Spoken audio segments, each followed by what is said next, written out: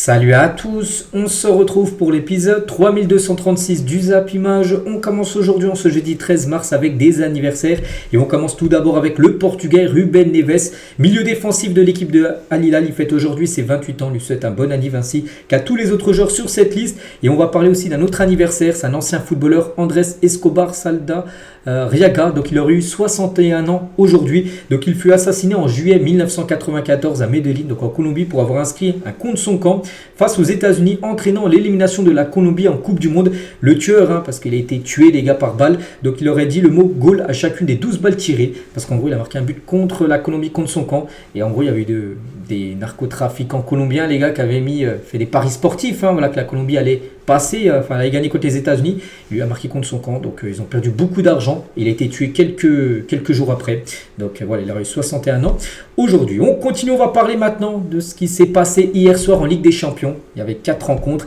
Et on commence tout d'abord avec l'équipe française. Donc c'est Lille qui joue contre Dortmund. C'était à 18h45. Au match aller, il y a eu un partout. Au match retour, victoire de Dortmund 2-1, score cumulé 3-2 pour Dortmund qui se qualifie. Lille, c'est fini cette saison. La Ligue des Champions, c'est dommage parce qu'il y avait totalement la place quand même d'accéder au quart de finale. Et surtout que Lille menait au bout de 5 minutes de jeu, Jonathan David sur un centre, je ne sais plus c'est quoi, c'est Ismaili, et surtout une grosse boulette comme de Kobel, le gardien de Dortmund, qui doit faire beaucoup mieux. Bon bref, ça faisait 1-0 pour Lille, et peut-être on a l'impression que Lille a peut-être marqué trop tôt, parce qu'après ils ont arrêté de jouer, puis après ils se sont fait punir. Dortmund a égalisé grâce à Emre Can sur penalty, et ensuite Marc Beyer, une dizaine de minutes après, sur un magnifique but en pleine lucarne, et du coup, nous ce qu'on retient c'est la victoire de Dortmund. Donc voici les stats de la partie, j'ai regardé le match, je sais que Dortmund pour moi mérite sa victoire. Ils ont eu plus d'occasions. Donc plus de 17 tirs, 8 tirs cadrés et 2 buts marqués. Lille, les gars, c'est à peu près la moitié en termes de stats. Donc 8 pour Dortmund, 4 tirs cadrés pour Lille. Donc c'est dommage parce qu'ils recevaient quand même pour le match retour. Puis Dortmund, c'était quand même une équipe totalement à la portée quand même du LOSC. Et surtout qu'ils avaient fait le taf lors du match aller. Ils n'avaient pas perdu, ils avaient fait un match nul. C'est pour ça qu'une victoire hier aurait suffi pour accéder au quart de finale. Donc dommage, donc dépasser cette équipe du LOSC et la une du journal L'équipe aujourd'hui. Donc la fin de la belle histoire parce que Lille, bien sûr, ça a été une belle histoire cette saison en Ligue des Champions. Et ils ont battu comme le Real Madrid, ils ont battu l'Atlético Madrid. Je crois qu'ils avaient accroché, la Juventus Turin. Ils ont fait quand même pas mal de gros matchs, on se souvient, en phase de poule. Mais là, voilà, dès les huitièmes de finale, c'est fini pour le LOSC. Donc éliminé cette équipe de Lille, et pour Benjamin André, donc le capitaine du LOSC, il a dit ça fait chier parce qu'il y avait vraiment la place. Oui, il y avait la place. Dortmund, les gars, cette saison, c'est totalement une équipe, on va dire, prenable en Ligue des Champions. Ils n'ont pas réussi tout simplement à battre les Allemands. Et concernant Olivier Létang, donc c'est le président de Lille, donc lui il ne comprend pas par rapport à la désignation de l'arbitre.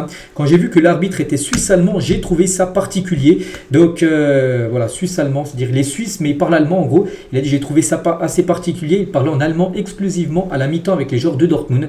N'oubliez pas que c'était une équipe allemande en face. C'était Borussia Dortmund contre une équipe française. Donc lui il n'a pas compris en gros tout simplement que l'arbitre, c'était quasiment un arbitre allemand qui arbitrait cette rencontre.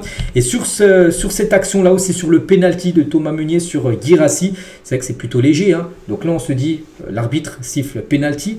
C'est quasiment la même situation la semaine dernière avec Konaté et Bradley Barcola. Bon, il n'y avait pas penalty, mais s'il n'y avait pas penalty la semaine dernière, avec carton rouge, il y avait faute. Pourquoi là en plus, là, c'est encore moins flagrant. C'est encore moins flagrant là que la semaine dernière. Donc si tu siffles là, on va dire penalty, enfin une faute, tu siffles la semaine dernière tout simplement la faute également de Konaté sur Bradley Barcola. C'était exactement la même situation. Bref, c'est Thomas Meunier qui fait la faute. Malheureusement, ça fait penalty. Penalty quand même très léger, donné pour l'équipe de Dortmund. Et Thomas Meunier et Cabella, donc un match à oublier pour les deux, une note de 3. Ils ont un duo trop limité bien sûr à droite, les deux joueurs du LOSC. On va parler de Jonathan David qui jouait certainement son dernier match avec Lille en Ligue des Champions hier. Mais buteur, donc sa saison elle est quand même incroyable. 40 matchs, 23 buts et 10 passes D, décisif 33 fois en 40 matchs. On ne va pas le mettre dans le noyau des joueurs qui peuvent remporter le Ballon d'Or avec les Rafinha, avec les Dembélé, les Harry Kane, voilà, tous ces joueurs-là. Mohamed Salah, même si maintenant ça semble compliqué pour Salah, lui aussi il ne va pas gagner le Ballon d'Or, mais voilà, les stats sont quand même très très bonnes, bien sûr, pour Jonathan David qui finira certainement dans le top 30 du Ballon d'Or en octobre prochain. Et c'est vrai que David, les gars, encore un gros match de sa part, voilà, face à Dortmund, match aller, match retour, c'est un but, une passe D. Il a marqué également contre le PSG, en championnat contre le Feyenoord, contre Liverpool, contre la Juve, contre Lyon, contre Lens, 2 buts contre l'Atlético, 1 but contre le Real Madrid. Il a répondu souvent présent lors des grands matchs, et surtout ce joueur est intéressant parce qu'il est en fin de contrat, en fin de de saison. Donc il pourra débarquer dans le club qu'il souhaite pour 0 €. Et concernant cette équipe de Lille où c'est officiellement terminé cette campagne de Ligue des Champions, bon, c'est plutôt quand même pas mal d'accéder quand même au 8e de finale. Et surtout au niveau financier, c'est une grosse rentrée d'argent. LOSC a empoché déjà 75 millions d'euros jusqu'ici pour son parcours en Ligue des Champions. Donc 12 millions d'euros supplémentaires sont à débloquer avec une qualification. Donc cet argent ira plutôt à Dortmund. Voilà, toutes les équipes qualifiées de toute façon en quart de finale ont tous touché 12 millions en plus. Voilà, Lille, du coup, c'est 75 millions d'euros récupérés par rapport à cette campagne européenne. C'est bien sûr une très belle rentrée d'argent pour le LOSC. Et côté Borussia Dortmund, donc Dortmund qualifié. C'est avec Dortmund, les gars, ça sort plutôt bien. Déjà en barrage. Un barrage, ils avaient pris Sporting, qu'ils avaient battu. Là, ils tapent Lille. C'est vrai qu'à chaque fois, ils ont quand même des tirages pas mal, on va dire. Dortmund, mon prochain adversaire sera le Barça. Ça sera un autre morceau, bien sûr, pour le BVB. Mais c'est que Dortmund, il y a un Dortmund Bundesliga, il y a un Dortmund Ligue des Champions. En Bundesliga, ils sont 10e. 10e sur 18. C'est une saison catastrophique. Et en Ligue des Champions, ils atteignent les quarts de finale. N'oubliez pas que la saison dernière, ils avaient été en finale, comme cette équipe du BVB. Le joueur du match hier, c'est Emre Can, donc buteur sur penalty. C'est lui qui a remporté le prix du meilleur joueur de la partie. Et on va parler de Guirassy, égale Mohamed Salah en tant que joueur africain avec le plus de buts marqués ou de passes D.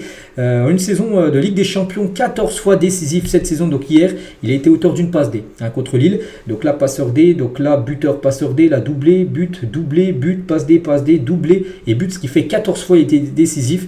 Donc il égale en gros Mohamed Salah. Également qui avait fait une saison, je ne sais plus laquelle saison exactement, mais aussi il avait été décisif 14 fois, donc lui aussi. Et lui il reste encore au moins 2 matchs à jouer à Guirassy, parce qu'il y a encore les 2 quarts de finale bien sûr à disputer. Et du coup pour Dortmund, donc ça sera le FC Barcelone. À noter que le match aller sera Barcelone et le match retour sera du côté du BVB. On continue, on va parler d'un autre match, c'était à Madrid, la capitale espagnole. C'était les 2 gros clubs de Madrid qui s'affrontaient, l'Atlético Madrid contre le Real Madrid. Au match aller, le Real Madrid s'est imposé 2-1. Et au match retour, c'est l'Atlético qui s'est imposé 1-0 avec un but inscrit au bout de 20-25 secondes de jeu. C'est Gallagher en tout début de rencontre. Ils ont déjà rattrapé leur retard du match aller. Bon, après, il n'y a pas eu d'autres buts. Lors des 90 minutes de jeu, ça allait en prolongation, pas d'autres buts. Et du coup, ça allait au tir au but. Et c'est le Real Madrid qui s'est imposé 4-2 contre l'Atlético Madrid lors de cette séance de tir au but. A noter que Vini Junior a eu un pénalty à la 70e hors cadre. Il n'a même pas cadré Vini Junior. Un pénalty obtenu par Kylian Mbappé. Donc voici les statistiques. Donc le Real Madrid s'en sort vraiment très très bien parce que l'Atlético a été l'équipe beaucoup plus entreprenante que le Real Madrid. Plus de tirs cadrés. Mais le Real Madrid, on sait qu'ils ont une expérience. Il se passe quelque chose avec la compétition de la Ligue des Champions et souvent ils sont vainqueurs. Et voilà, quand c'est serré, ça tourne souvent en faveur du Real Madrid. Et de nouveau, ça s'est confirmé hier. Donc dans la souffrance, comme cette qualification, bien sûr, de toute façon on savait, pour le Real Madrid, jeu contre l'Atlético, c'est toujours très compliqué. Et ça a été le cas, il a fallu passer au tir au but pour départager l'équipe qualifiée. Et comme souvent, c'est le Real Madrid, bien sûr, qui se qualifie pour le tour suivant. Donc félicitations au Real Madrid en route, bien sûr, pour la 16e Ligue des Champions pour cette équipe. Donc la bonne étoile du Real Madrid en une du journal d'équipe aujourd'hui par rapport, bien sûr, à la qualif. Et on va parler de Carlo Ancelotti, le coach, et c'est un record. Ancelotti s'est qualifié pour la 15e fois de sa carrière d'entraîneur pour les quarts de finale de la Ligue des Champions. Personne ne le fait aussi bien que lui dans l'histoire. Il y a seulement un entraîneur juste derrière. Avec 14, c'est Pep Guardiola, 14 fois en quart de finale. Mais le premier, c'est Ancelotti, 15 fois. Aucun entraîneur a été plus de fois en quart de finale de Ligue des Champions que Carlo Ancelotti. Et toujours avec le coach italien, donc nous avons eu un doute sur le 5e tireur entre Rudiger et Hendrick par rapport à la séance de tir au but. Il avait le choix entre Hendrick et Rudiger, donc il ne savait pas trop. Puis du coup, ensuite, j'ai vu le visage d'Hendrick. Hendrick, beaucoup de pression. Il venait juste de rentrer en cours de jeu. Voilà, c'est un match de Ligue des Champions, tir au but, tout ça. Et du coup, il a décidé de plutôt mettre Rudiger. Elle a été la meilleure option. Il est plus froid que Hendrick. Et du coup, il a tiré son penalty. Un penalty en plus que Oblak a failli arrêter, mais il a quand même marqué. Le plus important, voilà, c'est que le ballon ait franchi la ligne. Et du coup, Rudiger a marqué. Rudiger nous a fait ça, le Rudiger run, en gros, quand il marque. Quand il est content, sa célébration. En gros, il courait, il levait haut les genoux. Il l'avait déjà fait avec la Mannschaft lors du dernier Euro. Et c'est que Rudiger... c'est lui également qui avait marqué le penalty victorieux la saison dernière, c'était le 17 avril 2024 où le Real Madrid avait éliminé Manchester City. Ça avait été à City, ce match au tir au but, une victoire 4-3. Voilà, il y a eu match nul bien sûr entre les deux équipes avant. Et c'était Rudiger également qui avait marqué le dernier but, le but victorieux. Ils avaient éliminé City, ils avaient gagné la Ligue des Champions après contre Dortmund en quart de finale. Donc là pareil, c'est Rudiger de nouveau qui a marqué le but victorieux. Et comme lors de la finale de la Ligue des Champions en 2016, donc il y a 9 ans, le Real Madrid bat l'Atlético de Madrid au au penalty. Il y avait même une finale, ça avait été à San Siro dans le stade de l'AC Milan entre le Real et l'Atlético en finale de LDC. Et le Real avait battu l'Atlético au tir au but. Ça a été la même chose hier. Bon, ça n'a pas été une finale. Là, ça a été un huitième de finale. On va parler de Vini Junior qui a réalisé un match très très moyen, voire vraiment médiocre. Bon, tant mieux pour lui, son équipe s'est qualifiée. Comment tu te sens post Vini Junior sur son contexte après la qualification du Real Madrid face à l'Atlético? Donc il a beaucoup chambré l'école Choneros. On sait que lui il aime bien être dans le show. Voilà, Vini Junior. Donc ça a été le show. Vini Junior, pas dans sa façon de jouer, mais par rapport aux provocations, tout ça. Donc déjà, comment tu te sens? Oh mon Dieu, il n'y a qu'un seul Madrid, mais nous le savons tous, améliorons-nous la prochaine fois. Donc il n'y a qu'un seul Madrid, il n'y a que le Real Madrid et pas l'Atlético Madrid. Vini n'a pas soigné sa relation avec les supporters de l'Atlético. Il a mis sa veste au sol. Il a montré les cuissons tout simplement du Real Madrid devant le COP. En face, c'était tous les supporters de l'Atlético pour les chambrer, bien sûr, après la qualification. Et quand il est sorti, parce qu'il a fait un mauvais match, donc il n'a même pas joué jusqu'à la fin. Donc il a fait comme ça, en gros, 0 par rapport aux Ligue des Champions remportée par l'Atlético pour de nouveau chambrer les supporters des Colchoneros. C'est peut-être tout ça fait aussi que en octobre dernier, il n'a pas remporté le Ballon d'Or. Parce que n'oubliez pas qu'il y a un critère fair play, la classe du joueur. Et tout ça font que voilà, c'est un joueur aimé par certains, mais aussi beaucoup détesté par beaucoup de personnes. Donc bon, voilà, c'est comme ça, il est comme ça, Vini. On va parler cette fois-ci du tir au but de Julián Alvarez, parce que ça aussi, ça a beaucoup fait parler, parce que c'est très rare ce qui s'est passé. Donc invalidé par la VAR après révision. Donc son pied d'appui glisse et touche le ballon en second temps, synonyme de tir raté. Parce qu'en gros, quand tu tires un penalty, tu n'as pas le droit de le toucher deux fois. Tu ne vas pas contrôler et faire après une frappe. Tu dois tirer coup sec. Et le problème, c'est qu'il a glissé, son pied gauche a touché le ballon et après son pied droit a tiré. Bon, ça a marqué, mais la VAR a regardé, mais on ne sait même pas. C'est vrai qu'en regardant, on n'arrive même pas à voir si ça a touché ou non. Bon, bref, la VAR a dit qu'il avait touché 2 fois le ballon et du coup, le penalty n'est pas bon. N'est pas bon. Il n'est même pas retiré, les gars, c'est penalty annulé. Du coup, c'est un penalty loupé. Donc après, on ne sait pas. Bon, je pense qu'il a touché quand même, il a dû certainement glisser. Voilà, c'est quand même très rare et pourtant il avait marqué, du coup le but est annulé. Tout ça font que voilà, ça a amené à l'élimination bien sûr de l'Atlético. Donc l'anglais, Clément Lenglet sur le but refusé à Alvarez, c'est la première fois que je vois ça dans un match officiel. C'est assez surprenant, mais ce sont les règles. C'est frustrant vu des 2 matchs qu'on a fait. Je pense qu'on méritait mieux. Peut-être et certainement. Et Kamavinga sur la séance de tir au but, c'est une séance de tir au but assez bizarre. C'est la première fois que je vois une personne faire 2 touchés avant de tirer un penalty. Le plus important bien sûr, c'est la qualification. Et Diego Simeone, donc le coach de l'Atlético, donc lui ça passe pas du tout. Voilà, que Alvarez a touché 2 fois. Il est arrivé en conférence de presse, il a dit à tous ceux qui sont ici, il y avait plein de journalistes, une centaine de journalistes devant lui, il a dit levez la main si vous avez vu que Julián Alvarez avait touché le ballon 2 fois lors du penalty. Donc personne n'a levé la main, donc il a dit personne, il a dit voilà, passez à une autre question. Voilà, pour lui, c'est un scandale arbitral ce qui s'est passé hier. Voilà, son joueur n'a pas touché 2 fois le penalty aurait dû compter et ça aurait peut-être changé bien sûr. On va dire cette séance de tir au but. Mais bon, Thibaut Courtois demande à Simeone de cesser sa victimisation par rapport à ce qu'il a dit là. Donc les propos de Simeone selon lesquels c'était injuste d'annuler le penalty de Alvarez, il a dit j'en ai marre de cette attitude de victimisation, de toujours pleurer pour ce genre de choses. Voilà ce qu'a pu dire Thibaut Courtois. N'oubliez pas qu'à l'époque, il jouait à l'Atlético, il était coaché par Diego Simeone. On peut voir que la relation maintenant entre les deux est très froide. On va parler d'Antoine Griezmann, est très dur pour Griezmann qui disputait très probablement le dernier match de Ligue des Champions de sa carrière. N'oubliez pas qu'il est en fin de contrat dans un an, en 2026. Mais il y a de fortes chances qu'il quitte l'Atlético l'été prochain pour rejoindre les États-Unis. Donc c'était peut-être son dernier match de LDC du côté de l'Atlético. On est d'accord pour dire qu'il en mérite au moins une. Ligue des Champions certainement bien sûr, Griezmann, mais voilà, s'il part l'été prochain, il n'y aura pas de Ligue des Champions pour lui. Et Mbappé et Griezmann, donc 2 joueurs de l'équipe de France, enfin même si après sa retraite, ne sont pas vus depuis 7 mois, alors qu'ils vivent dans le même quartier de Madrid. Ils habitent, n'oubliez pas que le Real et l'Atlético, c'est à Madrid, ils vivent dans le même quartier mais ne sont pas vus depuis 7 mois. Qu'est-ce qui se passe Les 2 Français se respectent, ne sont pas amis, parce qu'ils pourraient se voir, même s'ils jouent dans des clubs rivaux, ils peuvent aller dîner, manger un truc ensemble. Ça faisait 7 mois qu'ils ne s'étaient pas vus hier avant le match. Bon, ils se sont vus, ils sont serrés la main, voilà, mais sans plus, les gars, ils sont pas amis, ils se respectent tout simplement. Mbappé et Griezmann. On va parler d'un autre Français, c'est Tchouaméni, et c'est officiel, il a pris un jaune, et s'il prenait un jaune, il est suspendu, donc il loupera le quart de finale aller, ça sera contre Arsenal. Ça sera au Bernabeu, bien sûr, je sais plus où c'est, non, ça sera, je crois, Arsenal, le premier match, pas pro Bernabeu, le match retour, mais il sera pas là. Aurélien Tchouaméni fera son retour lors du match retour. Jude Bellingham, donc lui, il est revenu sur le penalty raté de Vini Junior, dans le jeu, il a tiré même hors cadre, donc Vini a raté son penalty, on s'en fiche, et il nous a aidé dans tellement de matchs. Bon, il dit ça, parce que le Real, bien sûr, s'est qualifié, mais peut-être, bien évidemment, si le Real Madrid aurait été éliminé, ce penalty... il aurait été beaucoup pointé du doigt, bien sûr, Vini Junior, et peut-être il n'aurait pas eu les mêmes propos du Bellingham. Marcelo, tiens, sur le Real Madrid, je vous dis une chose, ne doutez jamais du Real Madrid, bien sûr. L'ancien défenseur gauche du Real est très content, bien sûr, de la qualification de son ancien club. On va parler de Raúl Asensio, un gros match de la part du défenseur espagnol, et il devrait être convoqué, donc aujourd'hui ou demain, je ne sais plus exactement quel jour, mais il va avoir la liste de l'Espagne pour les 2 prochains matchs, qui sera des matchs de Ligue des Nations. Il devrait être convoqué pour la première fois avec l'équipe première de l'Espagne, c'est mérité. N'oubliez pas que ce joueur est né en 2003, il est tout jeune. Et du coup, pour le Real Madrid, ça sera Arsenal lors du tour suivant. Bien sûr, ça sera une très belle affiche, une affiche un peu inédite. C'est vrai qu'on voit très rarement des Real Madrid Arsenal en LDC ces dernières années. Donc là, ça sera un quart de finale de Ligue des Champions parce qu'Arsenal a fait le taf. Bon, ils avaient déjà fait le taf au match aller.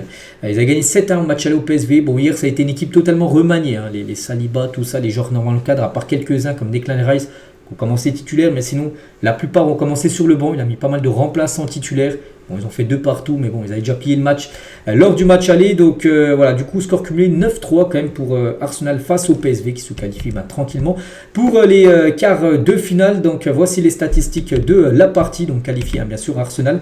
Donc le meilleur joueur du match, comme j'ai dit, c'est un joueur qui joue peu, mais il a joué hier parce que voilà, la qualif était quasiment acquise. C'est Sterling et belle partie. 2 passes D. Voilà, il y a eu 2 buts marqués. C'est lui qui a délivré les 2 passes décisives. Un ancien joueur de Manchester City. Par exemple, Zinchenko a été buteur et n'a pas célébré. Voilà, donc le joueur ukrainien avait été prêté au club hollandais du PSV durant la saison 2016-2017 et par respect à son ancien club, il a préféré ne pas faire de célébration après son but. Et il y avait un autre match, Aston Villa contre Club Brugge, c'était le dernier quart de finale qui s'est joué, dernier 8e de finale qui s'est joué hier, désolé. Donc Aston Villa sans souci, 3-0, ils ont déjà gagné 3-1 au match aller, ce qui fait score cumulé 6-1 pour Aston Villa. Voilà, contre Bruges qui avait quand même éliminé l'Atalanta Bergame au tour avant. Bon bref, Marco Asensio doublé de l'ancien parisien et Madsen a été buteur. Donc parfait, 50e, 57, 61e. Donc en l'espace de 11 minutes, ils ont marqué 3 buts. Ils ont plié le match. À noter que le Bruges a pris rouge à 17e, ce qui a pénalisé totalement cette équipe. 14 tirs, 10 tirs cadrés pour Aston Villa et 3 buts marqués. Donc Marco Asensio a été l'élu homme du match. Félicitations à lui. Il est entré à la mi-temps. Il a inscrit un doublé en l'espace de 15 minutes. Voilà, Marco Asensio. Donc 7 buts en 8 matchs. Désolé. Il a joué 8 matchs depuis son arrivée. En janvier dernier, il a déjà marqué 7 buts. Quand même, les stats sont très bonnes, bien sûr, pour Marco Asensio. Et Aston Villa, qui joue contre Bruges, mais là, le prochain tour, ça sera tout différent. Ce sera le PSG. Paris Saint-Germain contre Aston Villa lors du quart de finale. Et quand on pense, bien sûr, à cette confrontation, on pense à Unai Emery, qui est coach d'Aston Villa, et Marco Asensio vont retrouver le PSG.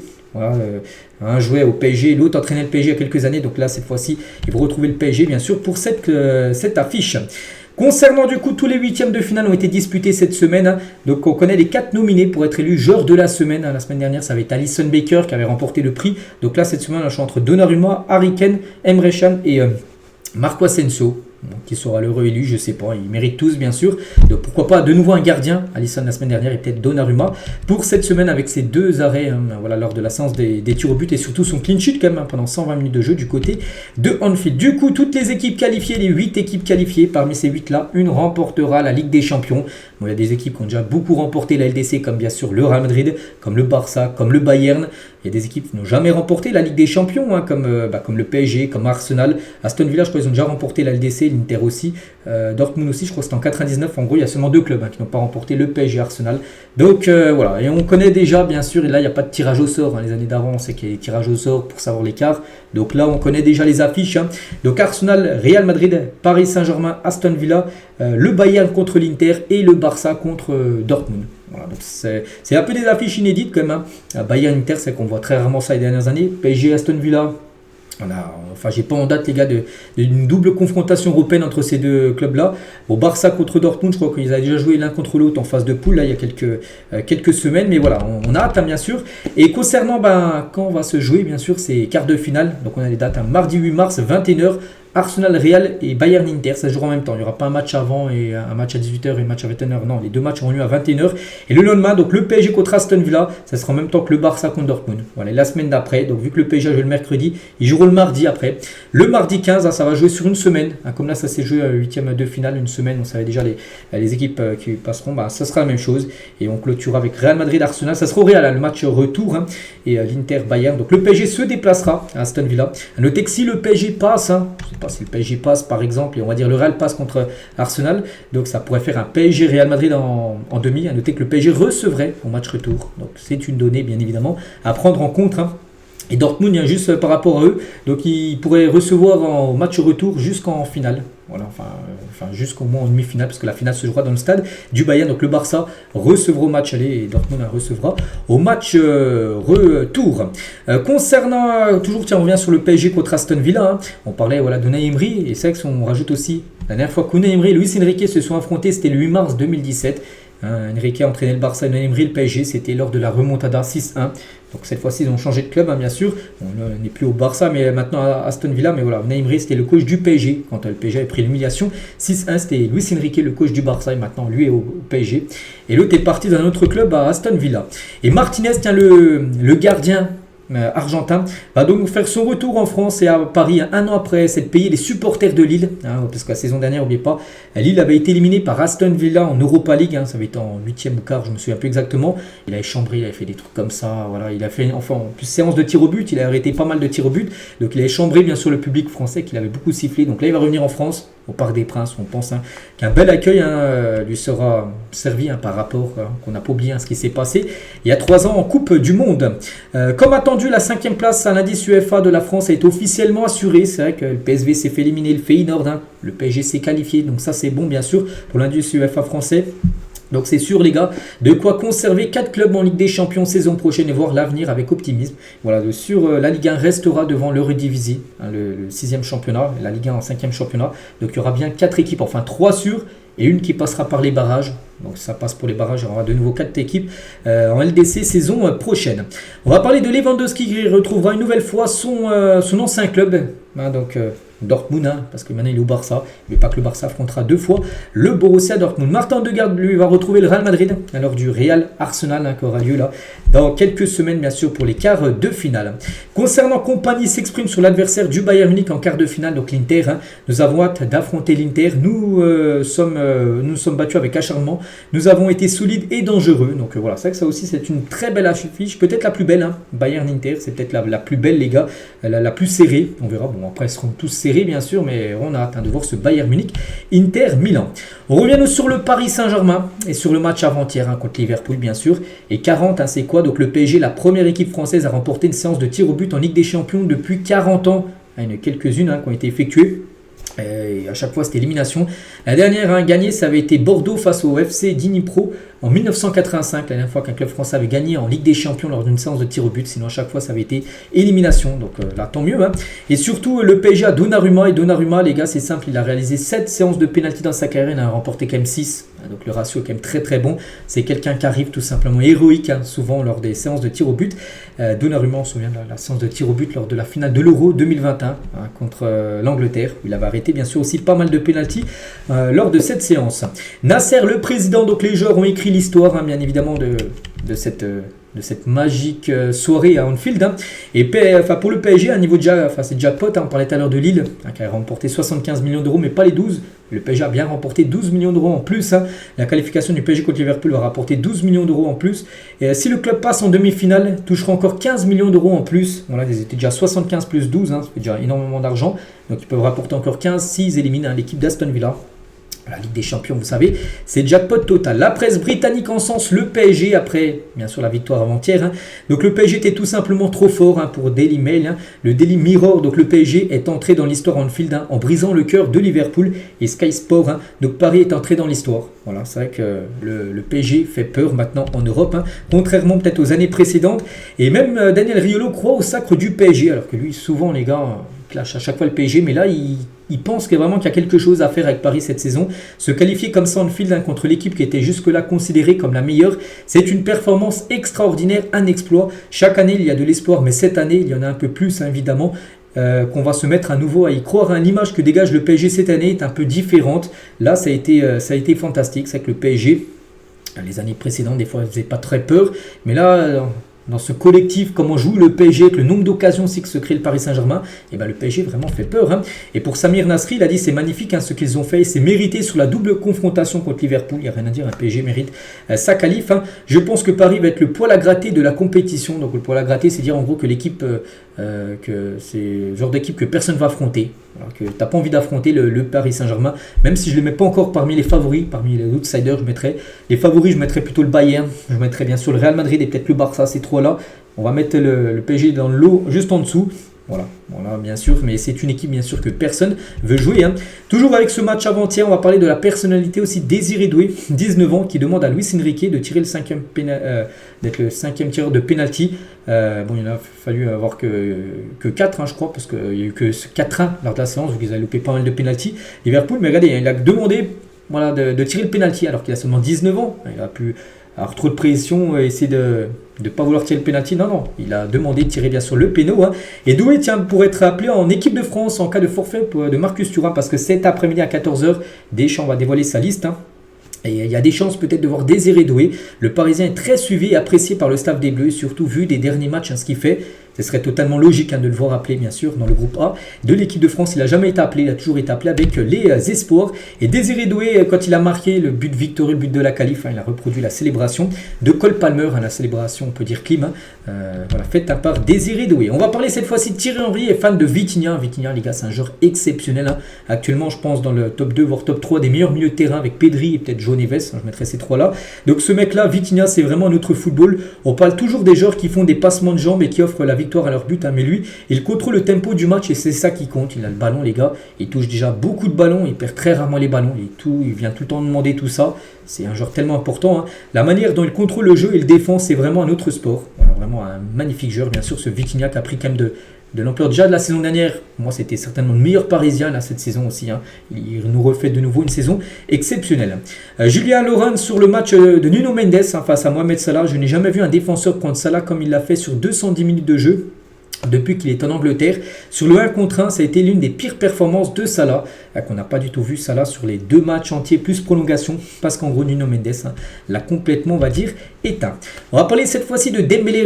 Il y a des caricatures de Dembélé, Dembélé pour le Barça, donc un joueur beaucoup blessé, mais au PSG, bien sûr déjà il se blesse très peu maintenant, et surtout niveau rendement, le gars c'est plus tout le même que quand il était au Barça. C'est vrai qu'il a beaucoup changé de choses. Donc Dembélé, il a dit, il mange plus n'importe quoi.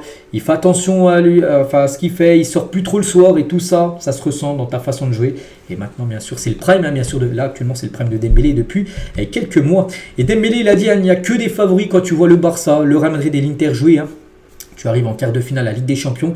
Il n'y a que la bagarre à partir de ce moment-là. C'est vrai que là, maintenant, c'est que des gros. Quand tu arrives en quart de Ligue des Champions, il n'y a pas de petits. C'est que des redoutables, bien sûr, équipes.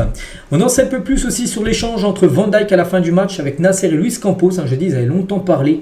Ces trois-là. Donc, on ne sait pas trop ce qui s'était dit, mais on en sait un peu plus. Donc, Van Dijk a tenu à s'excuser pour ses commentaires sur la Ligue 1 lors de la mi-temps du match aller. Parce qu'il avait dit, en gros, on n'est pas en Ligue 1. Souvenez-vous, c'était Luis Campos, il avait un petit peu haussé le ton par rapport au carton rouge que Konaté n'avait pas eu, cette faute-là. Et puis Van Dijk, il a dit ici, on n'est pas en Ligue 1. Voilà. Donc du coup, il s'est excusé par rapport à ça, Van Dijk, avec Luis Campos et Nasser. Et le défenseur de Liverpool a aussi expliqué que le PSG était la meilleure équipe qu'il a affrontée sur ses 3 dernières saisons avec Liverpool. Pourtant, il a joué comme de grands clubs sur les 3 dernières années. Il a dit que c'est le PSG qui l'a le plus impressionné. Voilà ce qu'il aurait dit à Luis Campos et Nasser lors de ce petit échange qu'ils ont eu à la fin du match. On va parler de Darwin Nunez qui a loupé son penalty, arrêté, Curtis Jones également. Les deux ont loupé, c'est Donnarumma qui a arrêté leur penalty, ils étaient inconsolables après leur penalty arrêté, par Donnarumma. Donc les joueurs sont partis leur dire, voilà c'est fait, c'est comme ça. Vraiment ils étaient bas de terre tout simplement les deux, c'est très compliqué pour les deux de relever la pente, mais bon, il n'y a pas le choix. Et Alisson qui après l'élimination contre le PSG, peut-être qu'on méritait de gagner. Voilà, bon. Peut-être, j'en sais rien. Le PSG, hier je vous ai montré quand même les stats. Le PSG a plus de tirs cadrés, tout ça. Je vois pas pourquoi un nul, peut-être, mais non, sur la double confrontation, il n'y a rien à dire. Le PSG mérite sa qualif. Et Arne Slot, le coach, si le PSG continue à jouer de cette manière et si tous ces joueurs sont en forme, pas de blessés, tout ça, il y a de grandes chances qu'il gagne la Ligue des Champions. Bon, voilà. Après, gagner la Ligue des Champions avec le PSG, on sait que c'est quelque chose pour l'instant qui n'a pas été fait. On verra, il faut encore rien dire parce que il y a encore des grosses équipes que le PSG peut affronter. Déjà Aston Villa, ça sera bien sûr déjà un gros morceau. Et toujours avec Paris, vu qu'on continue avec eux, et c'est vrai que les gars, si on regarde ça, on se dit, donc en 2020, les gars, finale de Ligue des Champions, 2021, demi-finale, ça avait été contre City, élimination, Messi rejoint le PSG, 2022, donc élimination en 8e, en 2023, élimination en 8e, Messi quitte le PSG. 2024, la saison dernière, demi-finale contre Dortmund, et là, quart de finale au moins. Donc non, c'est pas parce que Messi était là que le PSG flopait, mais c'est vrai que quand il est pas là, c'est pas la même. Hein. Voilà, quand il n'a pas été là, souvent le PSG a atteint soit le dernier carré, 3 fois le dernier carré, et là les quarts de finale, voire peut-être la demi, s'ils arrivent à éliminer Aston Villa. Donc c'est que Messi, il est arrivé 2 saisons, et les 2 saisons, le PSG a pas réussi à sortir des huitièmes de finale. Après, souvenez-vous les gars, quand Messi était là, Neymar, Mbappé, les 3 jouaient, le PSG était totalement coupé en deux. Par exemple, les 3, je pense, auraient été là lors du match avant-hier, Paris aurait été éliminé. Il n'y aurait jamais eu de remontada, enfin de comeback, parce qu'ils ne défendaient pas. Ils marchaient beaucoup sous le terrain, puis maintenant tout le monde défend. Tu vois les Barcola et Kvaratskhelia faire des efforts défensifs. Et tout ça font que le PSG, tout simplement, a changé. Toujours avec Paris, je crois que c'est la dernière info. Donc le PSG aussi sur le podium des équipes des plus jeunes au XXIe siècle, en quart de finale la Ligue des Champions. À Paris, 24 ans et 110 jours. Il y a seulement Arsenal en 2008-2009 et l'Ajax en 2002-2003 qui ont mis en gros... aligné un 11 en gros plus jeune que le PSG en gros qui a été aligné lors du huitième de finale. Voilà, donc pour vous dire que l'équipe du PSG est très très jeune, bien évidemment, c'est pour ça que le PSG maintenant mise sur la jeunesse. Voilà tout ce qu'il y a à dire sur Paris, sur leur match avant-hier, des infos en plus de tout ce qu'on a pu dire hier. On va parler aussi du Barça et Lamine Yamal, donc à 17 ans et 241 jours avant-hier, Lamine Yamal est devenu le deuxième plus jeune buteur de l'histoire de la Ligue des Champions lors d'un match à l'élimination directe. Je ne sais pas c'est qui le premier, j'en sais rien. Donc il est devenu deuxième plus jeune buteur. Peut-être Fatih, je ne sais plus s'il est marqué en match de poule ou en match élimination directe, parce qu'on parle de match élimination directe. Donc voilà, félicitations à Lamine Yamal. Il aurait pu être battu hier par Ayoub Boadi, le jeune joueur de Lille. S'il aurait marqué, il n'a pas marqué, donc c'est bien Lamine Yamal, toujours à deuxième position. Et sur son but, les gars, ce magnifique but qu'il a marqué, donc contre le Benfica, il a dit: je pense que c'est mon plus beau but, je le mettrai au niveau de celui que j'ai marqué à l'Euro contre la France. Souvenez-vous, contre la France, une frappe de plus de 20 mètres en pleine lucarne, et bien il mettrait ce but-là au même niveau. Voilà que le but qu'il a marqué en LDC avant-hier. Et Lamine Yamal, lui, veut tout gagner. Il a dit, je le dis, depuis le début de la Ligue des Champions, nous aspirons à remporter tous les titres possibles. Il reste 3 trophées possibles pour le Barça: la Liga, la Ligue des Champions, la Coupe du Roi. Nous voulons être compétitifs et donner le meilleur de nous-mêmes pour nos supporters, et nous verrons bien où nous pourrons aller. Nous espérons aller très loin. Voilà, dans toutes les compétitions restantes. Toujours du côté du Barça, on va parler de Rafinha. Et pour Thierry Henry, voir Rafinha comme l'un des favoris au Ballon d'Or. Bon, ça, c'est pas trop une surprise. Il a dit Rafinha mène la course au Ballon d'Or. Pour lui, il dit vraiment actuellement, c'est le favori numéro 1. Certainement. Oui, il l'amène pour ce qu'il fait déjà en Ligue des Champions avec ses 11 buts. 11 buts et 5 passes D. C'est le meilleur buteur, bien sûr, de la LDC en 10 matchs. Donc décisif 16 fois en 10 matchs. Il a marqué aussi beaucoup de buts avec un seul penalty marqué. Donc, c'est-à-dire qu'il marque beaucoup de buts dans le jeu. C'est pas des buts faciles sur pénaux. Et Rafinha est un joueur complet qui presse, défend, aide en défense. Il a toutes ses qualités. C'est vrai que si le Barça gagne la Liga, ils vont loin en Ligue des Champions. Bon, la Coupe du Monde des clubs, ils ne pourront pas trop miser parce que ils ne pourront pas la disputer parce qu'ils ne sont pas qualifiés. Mais voilà, s'il y a une belle Ligue des Champions, s'il la gagne, Rafinha, les gars, il y aura de fortes chances qu'il remporte, bien sûr. Ce prix, Rafinha, comme je l'ai dit, il a 11 buts cette saison. Et si on regarde les joueurs du Barça qui ont le plus marqué de buts sur une saison de Ligue des Champions, il y a Messi, bien sûr, en 2011, 2012, 14 buts sur une saison entière. Messi de nouveau 12, Messi de nouveau 12, Messi 11. Et Rafinha, il a 11 buts. N'oublie pas qu'on est seulement en quart de finale. Donc si le Barça...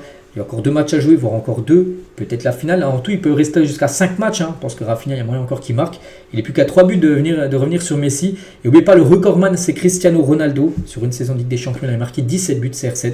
Donc, un montant, bien sûr, que Rafinha peut revenir, bien sûr, s'il claque un triplé contre Dortmund lors du prochain match.